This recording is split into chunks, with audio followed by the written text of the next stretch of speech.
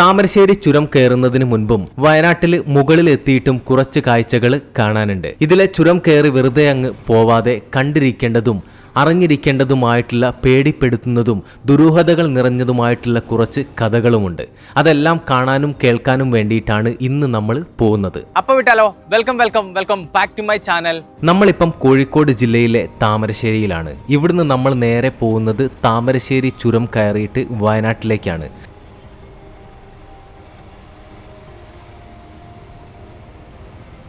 പോകുന്ന സമയത്ത് നമുക്ക് കുറച്ച് കാഴ്ചകളൊക്കെ കാണാനുണ്ട്. അതോടൊപ്പം കുറച്ചധികം കാര്യങ്ങളും അറിയാനുണ്ട്.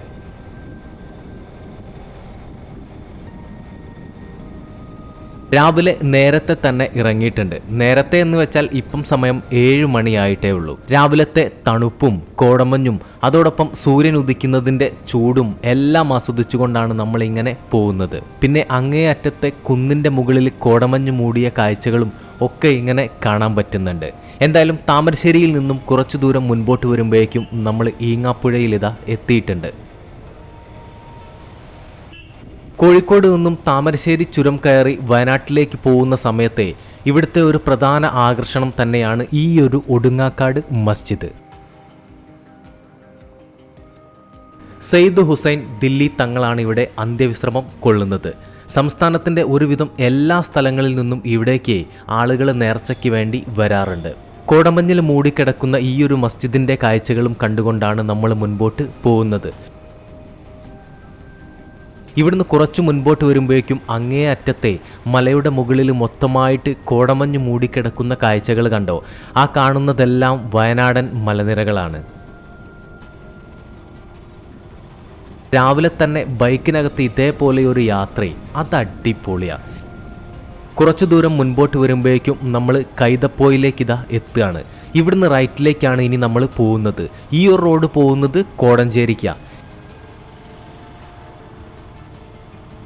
കൈതപ്പോയിൽ നിന്നും കുറച്ചു ദൂരം മുൻപോട്ട് വന്നാൽ മതി. നമ്മൾ മർക്കസ് നോളേജ് സിറ്റിയിലേക്കാണ് ഇതാ കയറുന്നത്.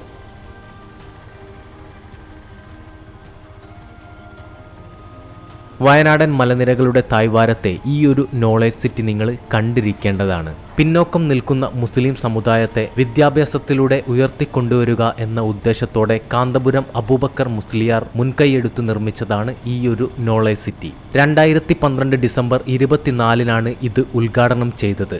300 ഏക്കറിൽ ഇതിങ്ങനെ പരന്ന് കിടക്കുകയാണ്. എഞ്ചിനീയറിംഗ്, മെഡിസിൻ, സയൻസ് മാനേജ്മെൻറ്റ് കോളേജുകൾ, ആർട്സ് സയൻസ്, IT പരിശീലന പദ്ധതി, നിയമ പഠന കോളേജുകൾ, സ്പെഷ്യൽ സ്കൂളുകളൊക്കെ ഇതിനുള്ളിലുണ്ട്. ഈ ഒരു മസ്ജിദിനെ കേരളത്തിൻ്റെ താജ്മഹൽ എന്നാണ് അറിയപ്പെടുന്നത്. വേറൊന്നും കൊണ്ടുമല്ല, ഇതിൻ്റെ നിർമ്മിതി അതേപോലെയാണ്. ഏതൊരു ഭാഗത്തു നിന്ന് നോക്കിയാലും ഒരേപോലത്തെ കാഴ്ചകൾ. ഈ ഒരു മസ്ജിദിനുള്ളിലെ നമുക്കെല്ലാ ആളുകൾക്കും കയറാൻ പറ്റും. ഇതേപോലത്തെ പ്രത്യേകതയും ചരിത്രവും ഒക്കെയുള്ള നിർമ്മിതികളെ നിങ്ങൾ ഏതൊരു മതത്തിൽപ്പെട്ട ആളുകളായാലും പോയിട്ട് കാണണം. താമരശ്ശേരി ചുരം കയറുന്നതിന് മുൻപേ ഇപ്പം ഇതാ അടിവാരത്ത് എത്തിയിട്ടുണ്ട്. ഇവിടുന്ന് കുറച്ച് കാര്യങ്ങൾ ഞാൻ പറഞ്ഞു തരാം. നിങ്ങൾ ഈ റൂട്ടിൽ വരുന്ന സമയത്ത് ചുരം ബ്ലോക്ക് ആണെങ്കിൽ 4-ാം വളവിലേക്ക് എത്താൻ പറ്റുന്നൊരു റോഡുണ്ട്. അത് ഞാൻ കാണിച്ചു തരാം. അടിവാരം അങ്ങാടിയിൽ ഇതാ ഈ ഒരു പള്ളി കണ്ടോ? അതിനടുത്ത് എത്തുന്നതിന് മുൻപ് ലെഫ്റ്റിലേക്ക് കാണുന്ന ഈ ഒരു റോഡിലെ ഇതിലെയാണ് നമുക്ക് പോകേണ്ടത്. ഈ ഒരു റോഡ് പോകുന്നത് നേരെ 4-ാം വളവിലേക്കാണ്.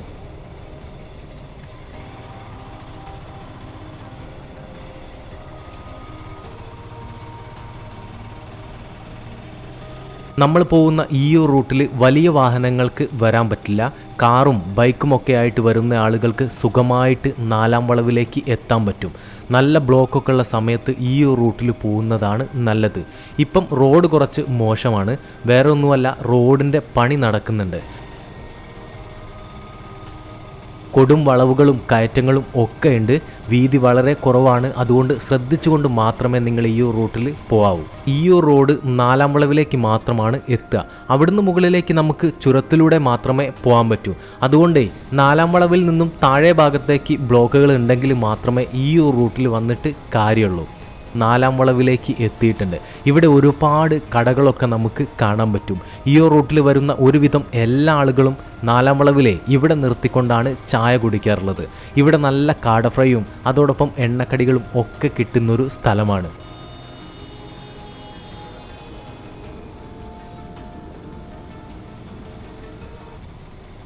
ഈ ഒരു താമരശ്ശേരി ചുരം കയറിയിട്ട് മുകളിലേക്ക് പോകാനേ ഒരു പ്രത്യേക വൈബ് തന്നെയാണ്. ഏതൊരു സമയത്ത് വന്നാലും നല്ല പോലെ ബ്ലോക്കൊക്കെ ഉണ്ടാവാറുണ്ട്. ഈ ഒരു ചുരത്തിന് ബദലായിട്ട് തുരങ്കപാത വരുന്നില്ലേ, അത് വരുന്നത് മുത്തപ്പൻപുഴ എന്ന് പറയുന്ന സ്ഥലത്ത് നിന്നാണ്. ആ ഒരു സ്ഥലത്ത് പോയിട്ട് തുരങ്കപാത തുടങ്ങുന്ന സ്ഥലത്ത് പോയിട്ട് നമ്മൾ വീഡിയോ ചെയ്തിട്ടുണ്ട്. അതിൻ്റെ ലിങ്ക് നമ്മൾ വീഡിയോയുടെ താഴെ കൊടുക്കാം.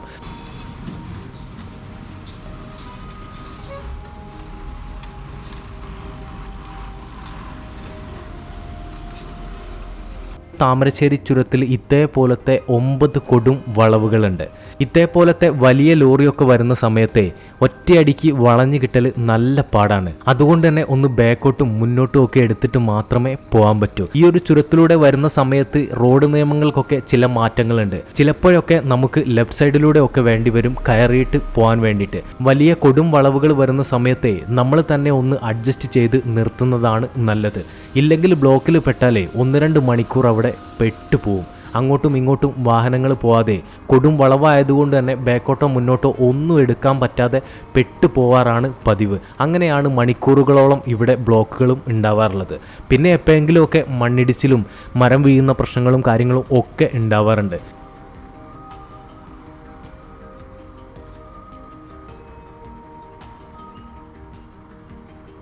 അതേപോലെ തന്നെ നിങ്ങൾ ഈ ഒരു താമരശ്ശേരി ചുരം ഇതുവരെ കയറിയിട്ടില്ലെങ്കിലേ നമ്മുടെ വീഡിയോയുടെ താഴെ ഒന്ന് കമൻറ്റ് ചെയ്തേക്കണേ.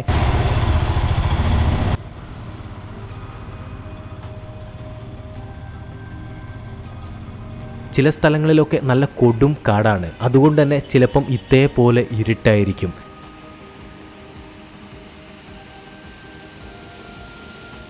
ആ കാഴ്ചയും ഭംഗിയും ഒക്കെ ആസ്വദിച്ചുകൊണ്ട് നമുക്ക് മുകളിലേക്ക് പോകാൻ പറ്റും. കഴിഞ്ഞ വീഡിയോയിൽ ഞാൻ വ്യക്തമായിട്ട് പറഞ്ഞിട്ടുണ്ട്, ഇതേപോലത്തെ ലോറിയിൽ പോകുന്ന ആളുകൾ അനുഭവിക്കുന്ന ബുദ്ധിമുട്ടുകൾ. നമുക്ക് വേണ്ടിയിട്ട് എല്ലാ സാധനങ്ങളും കൊണ്ടുവരുന്നത് ഇവരാണ്. അതുകൊണ്ട് ഇവർക്ക് വേണ്ടിയിട്ട് ഒരു 2 മിനിറ്റ് സമയം നമുക്ക് വണ്ടി നിർത്തി കൊടുത്താലും ഒന്നും സംഭവിക്കാൻ പോകുന്നില്ല.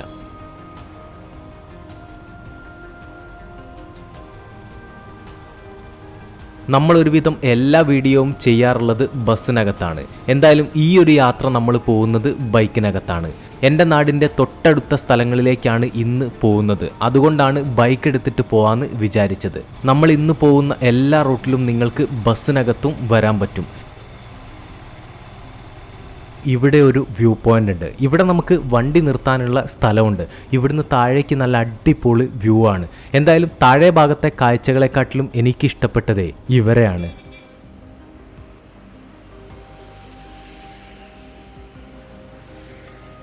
വണ്ടിയൊക്കെ നിർത്തിയിട്ട് ഗ്ലാസ്സൊന്നും പൊന്തിക്കാതെ ഇറങ്ങിയിട്ട് വന്നാലേ ഇവർ ചിലപ്പോൾ ഉള്ളിൽ കയറിയിട്ട് സാധനങ്ങളൊക്കെ എടുത്തിട്ട് പോവും. പിന്നെ ഒന്നാമത്തെ പ്രശ്നം എന്താണെന്ന് വെച്ചാൽ വരുന്ന ആളുകളൊക്കെ ഇവർക്ക് എന്തെങ്കിലുമൊക്കെ കൊടുക്കും. അതുകൊണ്ട് ഇവരെന്തെങ്കിലുമൊക്കെ ഉണ്ടാവുമെന്ന് വിചാരിച്ചുകൊണ്ട് കയറുന്നതാണ്. നമ്മളെ തന്നെ പറഞ്ഞാൽ മതി, നമ്മൾ പഠിപ്പിച്ച് വെച്ച കാര്യങ്ങളാണല്ലോ. ഇവർക്ക് നമ്മൾ ഫുഡോ കാര്യങ്ങളോ കൊടുക്കേണ്ട ഒരാവശ്യമില്ല. ഇവർക്ക് വേണ്ട ഫുഡും കാര്യങ്ങളും ഒക്കെ ഇവർ തന്നെ കാടിനുള്ളിൽ നിന്നും കണ്ടെത്തിക്കൊള്ളും. ഈ ലോകത്തുള്ള എല്ലാ സാധനങ്ങൾക്കും അതിൻ്റേതായിട്ടുള്ള ഭംഗിയും സൗന്ദര്യവും ഒക്കെ ഉണ്ട്. നമ്മൾ നോക്കാത്തതുകൊണ്ടാണ്, നമ്മൾ കാണാത്തതുകൊണ്ടാണ്. നമ്മൾ പോകുന്ന റൂട്ടിലൊക്കെ ഇതേപോലെ ഇവന്മാരെ ഒരുപാട് കാണാറുണ്ട്. പക്ഷേ ഇതുവരെ ഇതേപോലെ നമ്മൾ വീഡിയോ എടുത്തിട്ടില്ല. ഇവരെയും നോക്കി ഒരുപാട് സമയം ഇവിടെ നിന്നാൽ പണിപാളും. അതുകൊണ്ടേ നമുക്ക് വേഗം അങ്ങ് പോവാം. താമരശ്ശേരി ചുരത്തിനെ കുറച്ച് കഥകളൊക്കെ പറയാനുണ്ട്. മലബാറിൽ ബ്രിട്ടീഷ് അധിനിവേശം കൊടുമ്പിരി കൊണ്ടിരുന്ന 18-ാം നൂറ്റാണ്ടിലെ കോഴിക്കോട് നിന്നും ചുരം വഴി വയനാട്ടിലേക്കും അതുവഴി മൈസൂരിലേക്കും കടക്കുന്നതിന് വേണ്ടിയിട്ട് ഒരു റോഡ് ഉണ്ടാക്കാൻ വേണ്ടിയിട്ട് പഠിച്ച 18 പണി നോക്കിയിട്ടും ബ്രിട്ടീഷുകാർക്ക് പറ്റിയിട്ടില്ല. എൻ്റെ അമ്മോ, കഥകൾ പറഞ്ഞിപ്പം ജീവ് പോയനെ. ഈ ബസ് എവിടുന്നാണ് വന്നത് എന്ന് പോലും കണ്ടില്ല. ചിലപ്പം ഇതേപോലെ ബസ്സുകളൊക്കെ ഇങ്ങനെ പെട്ടെന്ന് വളവിലേക്ക് ഇങ്ങ് വരും. ഞാനും അത്യാവശ്യം സ്പീഡിലാണ്. എന്തായാലും ഭാഗ്യത്തിന് കഴിച്ചിലായി. വയനാടൻ കാടിനെയും ഭൂപ്രകൃതിയും നന്നായി അറിയുന്ന കരിന്തണ്ടൻ എന്ന് പറയുന്ന ഒരു ആളുണ്ട്. വയനാട്ടിലെ ആദിവാസി പണിയൻ വിഭാഗത്തിലെ ഒരു കാരണവരായിരുന്നു കരിന്തണ്ടൻ. അദ്ദേഹത്തിന്റെ സഹായത്തോടു കൂടിയിട്ടാണ് ഈ ഒരു ചുരം ബ്രിട്ടീഷ് എഞ്ചിനീയർമാർ ഉണ്ടാക്കിയിട്ടുള്ളത്. പിന്നെ ബ്രിട്ടീഷ് പ്രബല സാമ്രാജ്യത്തിന് ഒരു ആദിവാസിയുടെ സഹായം തേടേണ്ടി വന്ന നാണക്കേടും പിന്നെ ഈ ഒരു വഴി മറ്റുള്ള ആളുകൾക്ക് കാണിച്ചു കൊടുക്കാതിരിക്കാൻ വേണ്ടിയിട്ടും കരിന്തണ്ടനെ ബ്രിട്ടീഷുകാർ ചതിച്ച് കൊല്ലുകയായിരുന്നു ഉണ്ടായത്. അങ്ങനെയാണ് നമ്മൾ കേട്ടിട്ടുള്ള കഥകളെല്ലാം.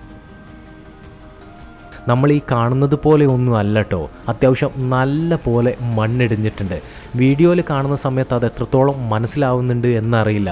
ഇത് അത്യാവശ്യം നല്ല പോലെ ഉണ്ട് കേട്ടോ. അങ്ങേ അറ്റത്തെ ആ മുകളിൽ നിന്നും താഴെ ഭാഗത്തേക്കാണ് മണ്ണിടിഞ്ഞ് വന്നിട്ടുള്ളത്. താഴെ ഭാഗത്തേക്ക് വീഴാൻ സാധ്യതയുള്ള പാറകളൊക്കെ ഇവർ പൊട്ടിച്ച് മാറ്റിയിട്ടുണ്ട്. എന്തായാലും പേടിപ്പെടുത്തുന്ന കാഴ്ചയാണ്. ഇതിലെ വലിയ വാഹനങ്ങൾ വരെ പോകുന്ന സമയത്തെ ആ ഒരു മലയുടെ ഹൈറ്റ് കണ്ടോ. അതിൻ്റെ മുകളിൽ നിന്നും ഒരു ചെറിയ പാറക്കഷ്ണം പോലും ഉരുണ്ട് വന്നാലേ പണി കിട്ടുമെന്ന കാര്യത്തിൽ ഒരു സംശയവുമില്ല. എന്തായാലും ഇവിടുത്തെ കാഴ്ചകൾ കുറച്ചധികം കാണാനുണ്ട്. നമ്മൾ നേരത്തെ ഒരു എളുപ്പവഴിയിലൂടെ 4-ാം വളവിലേക്ക് കയറിയിട്ടില്ലായിരുന്നു. ആ ഒരു 4-ാം വളവും 3-ാം വളവും ഒക്കെയാണ് ഇതാ ആ കാണുന്നത്. ഇവിടുന്ന് താഴോട്ട് നല്ല ഭംഗിയാണ് കേട്ടോ കാഴ്ചകൾ കാണാൻ വേണ്ടിയിട്ട്. അതുകൊണ്ട് തന്നെ ഈ റൂട്ടിൽ പോകുന്ന ഒരുവിധം എല്ലാ ആളുകളും ഇവിടെ ഇറങ്ങിയിട്ട് ഇവിടുത്തെ കാഴ്ചകൾ കണ്ടുകൊണ്ടാണ് പോവാറുള്ളത്. ഇവിടെ രാത്രിയെന്നോ പകലെന്നോ ഇല്ല. ഏത് നട്ടപ്പാതിര സമയത്ത് വന്നാലും നിങ്ങൾക്ക് ആളുകളെ കാണാൻ പറ്റും. പിന്നെ ഇത് കണ്ടോ, ഇതെന്താണെന്ന് മനസ്സിലായോ? നമ്മൾ നേരത്തെ മർക്കസ് നോളജ് സിറ്റിയിൽ പോയിട്ടില്ലായിരുന്നോ? അതാണ് ഈ കാണുന്നത്. അവിടുത്തെ ആ ഒരു മസ്ജിദ് കണ്ടോ? ഇതൊക്കെ ഇവിടുന്ന് വ്യക്തമായിട്ട് കാണാൻ പറ്റും. ഈ ഒരു കവാടം കടന്നാൽ നമ്മളിതാ വയനാട്ടിലേക്ക് കയറുകയാണ്. വയനാട്ടിലേക്കുള്ള കവാടം. ഈ ഒരു കവാടം കടന്ന് കുറച്ച് മുൻപോട്ട് വരുമ്പോഴേക്കും ലെഫ്റ്റ് സൈഡിൽ നമുക്കൊരാളെ കാണാനുണ്ട്.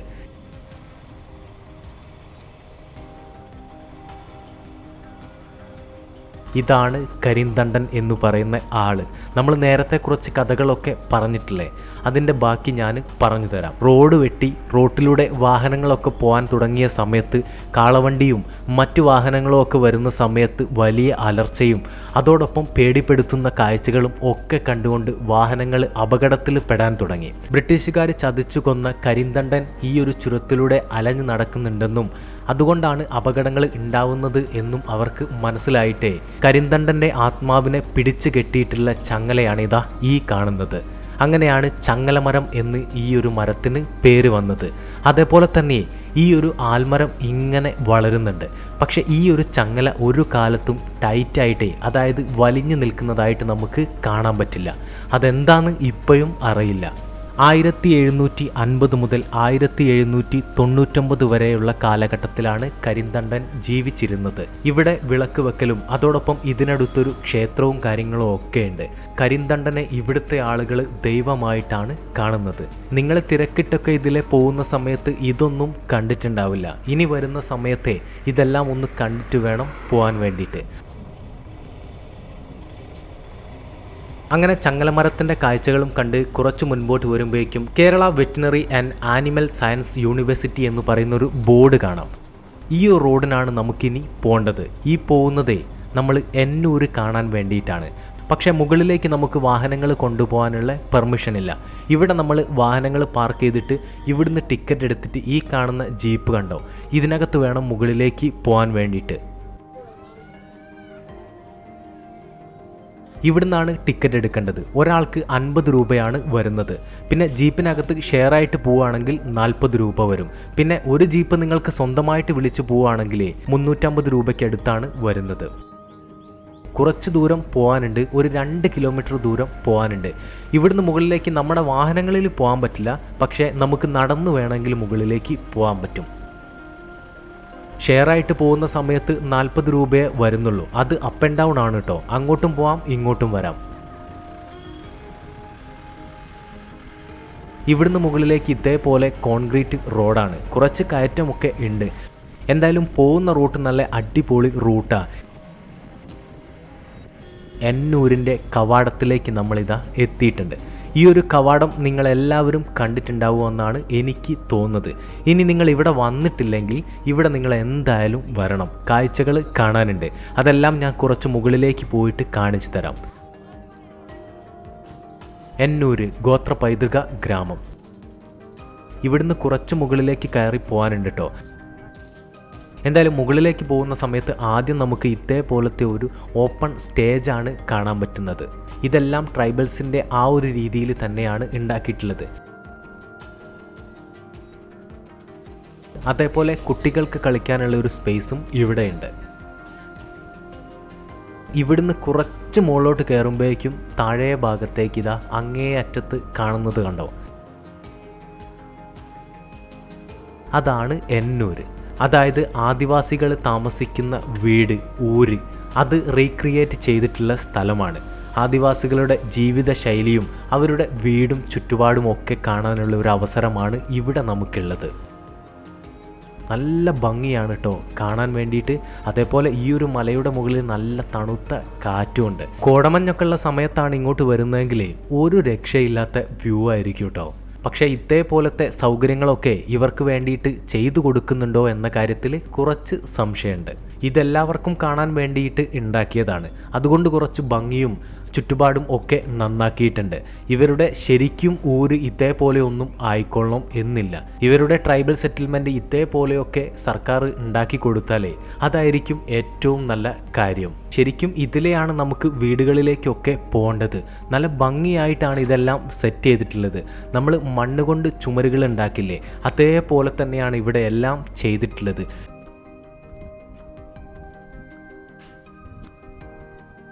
ഈ ഊരുകളെല്ലാം കെട്ടിയുണ്ടാക്കിയിട്ടുള്ളത് വൈക്കോല് കൊണ്ടാണ്. അതായത് കാടിനുള്ളിലെ ട്രൈബൽ സെറ്റിൽമെൻറ്റിലെ പഴയ കാലത്തെ വീടുകൾ അതെല്ലാം ഇവിടെ റീക്രിയേറ്റ് ചെയ്യുകയാണ് ഉണ്ടായിട്ടുള്ളത്.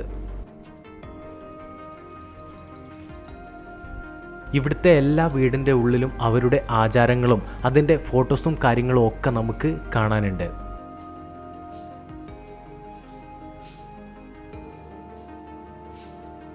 ഇത് കണ്ടോ, സംഗീത പൈതൃകം. അതായത് അവർ സംഗീതത്തിന് വേണ്ടി ഉപയോഗിക്കുന്ന ഉപകരണങ്ങളൊക്കെയാണ് ഈ ഒരു വീടിനുള്ളിൽ നമുക്ക് കാണാനുള്ളത്. തുടിയും ഉടുക്കും ഓടക്കുഴലും ഒക്കെ ഇതാ ഇങ്ങനെ കാണാനുണ്ട്.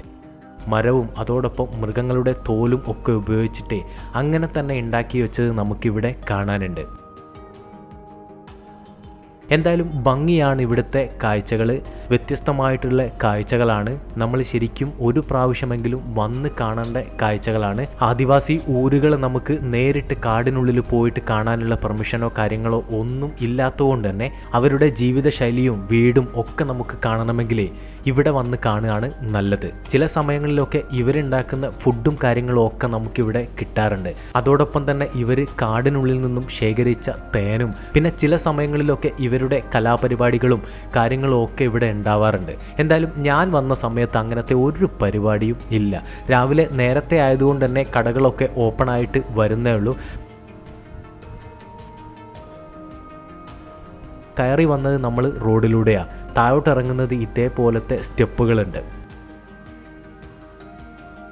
എന്തായാലും എല്ലാ ഭാഗവും നല്ല ഭംഗിയായിട്ട് തന്നെയാണ് സെറ്റ് ചെയ്തിട്ടുള്ളത്. നിങ്ങൾ വയനാട്ടിലേക്ക് വരുന്ന പോകുന്ന സമയത്ത് ഇതേപോലത്തെ കാഴ്ചകളൊക്കെ കണ്ടുകൊണ്ട് വേണം വയനാടിൻ്റെ ഉൾക്കാഴ്ചകളിലേക്ക് പോകാൻ വേണ്ടിയിട്ട്.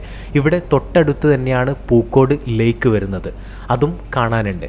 നമ്മളെന്തായാലും അങ്ങോട്ട് പോകുന്നില്ല. നമ്മൾ താമരശ്ശേരി ചുരം താഴോട്ട് ഇറങ്ങിയിട്ടേ നാട്ടിലേക്ക് തന്നെയാണ് പോകുന്നത്. ഇത്ര തന്നെയുള്ളൂ ഈ ഒരു വീഡിയോ ഇഷ്ടപ്പെട്ടാൽ ലൈക്ക് ചെയ്യുക, സബ്സ്ക്രൈബ് ചെയ്യാൻ മറക്കരുത്. അടുത്ത വീഡിയോയിൽ കാണാം.